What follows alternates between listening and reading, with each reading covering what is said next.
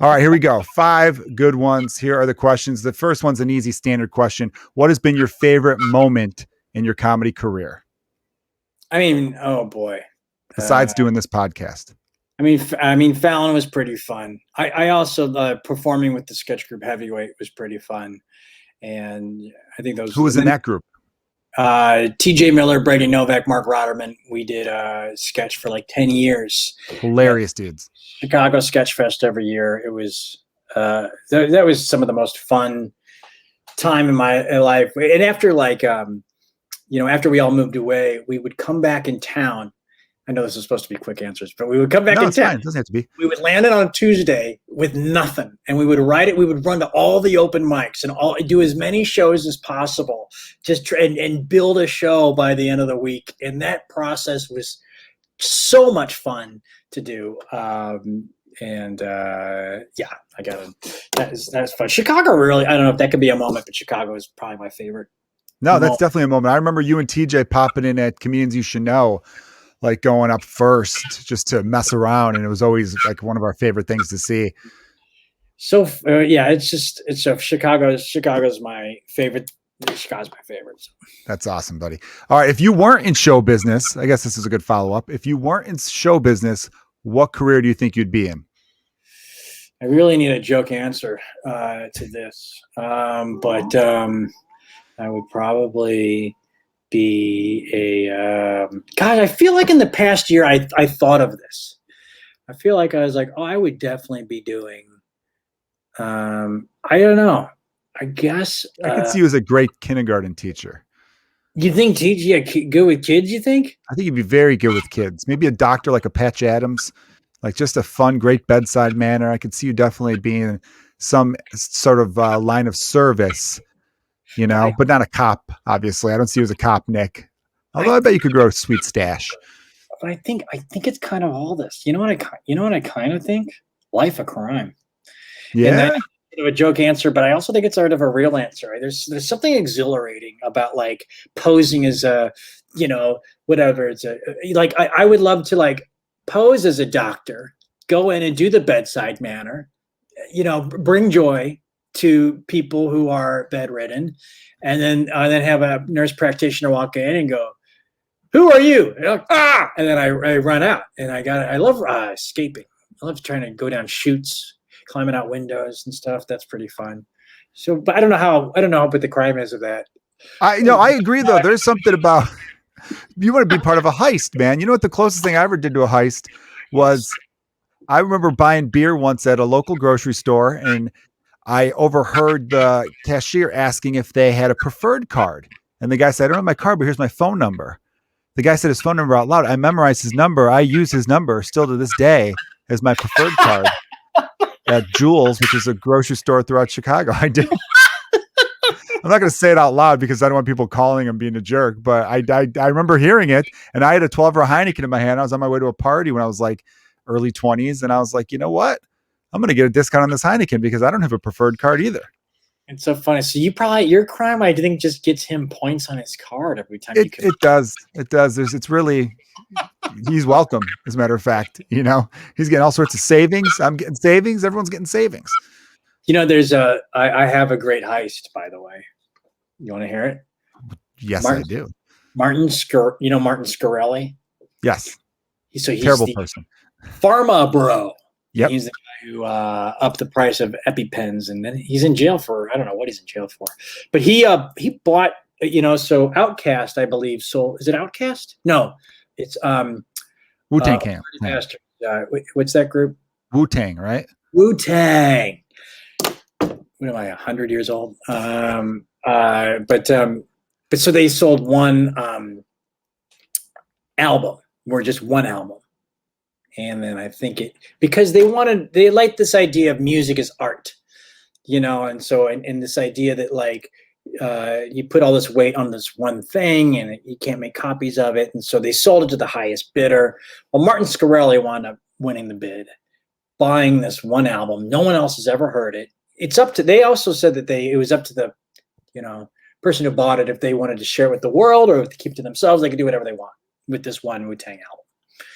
but it's right now it's in storage somewhere in some Fed, locked up in some Fed, and that would be the sweetest heist in the world to like break in there, steal this thing from douchebag Martin Scarelli, and then give the album to the world. I mean, that's what I would probably be doing right now if I wasn't a comedian. Why the hell Oh my not? God. I would want to be on that crew. That's a screenplay, buddy. You just wrote a screenplay. It'd be so much more fun to do it though. I would be. Yeah. Could we have it be a documentary instead of a screenplay? It's a documentary following us around doing the heist. God, it's so funny. I just watched a documentary the other day. What was that? These kids in high school, they tied up some lady in there.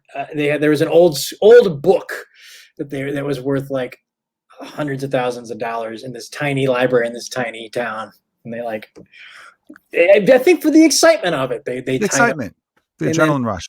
That's the point. It's fun until somebody gets hurt. The tying up the lady was where they took it too far, and then they went to jail for a very long time. Why don't they just club her over the head real quick? Just knock her out. She's fine. She walks that off. Hopefully, tying up is torture.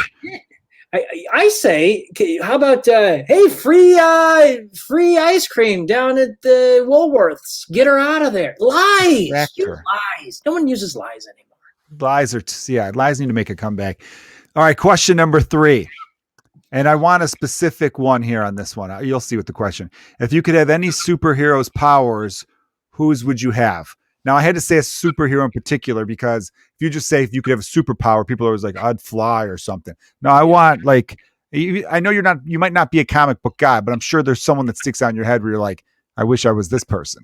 Boy, God, again, I got to start writing these down because I feel like I see these things and I'm like, oh, that's the one I want 100%. It's like Halloween costume. It's like you think of it in June and then it's like, I don't know. Guess I'll go as Nancy Reagan again.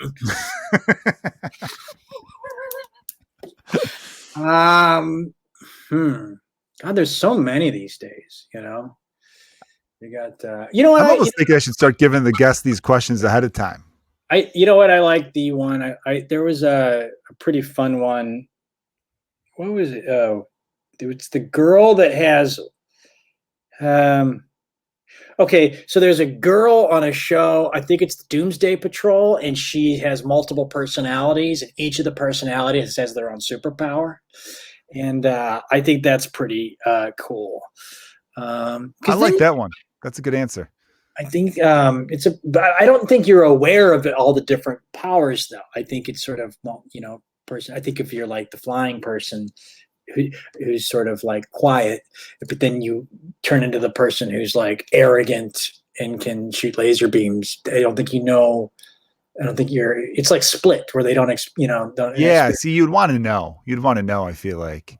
I think I would want her superpower because I love the idea of just. That I could be like a different guy for a little bit, and then because I think being the different people just as interesting as doing the. That's my superpower: having a different personality. There you go. All right, buddy. Let's move on. I got question number 4. I think you're gonna like. Great. What actress would play your wife on a Nick Vatterott sitcom? Or husband to get the show made. No, I'm kidding. What wife? Who do you like? Let's see. Who? Oh, can they be dead? Sure. Madeline Kahn. I think I would want Madeline Kahn to be my. What is she from? I don't know her. I'm sorry. You remember this? Madeline Kahn. Oh, okay. Now, Madeline Kahn is in History of the World Part 1. Yes. She is in, I believe, Young Frankenstein. She's a Mel Brooks. She's a lot of Mel. Now I'm getting the image in my mind of who she is. Yeah, old school. Yeah, she's definitely dead though. So dead. But so funny though. She's one of those people that just killed me. Just was so funny.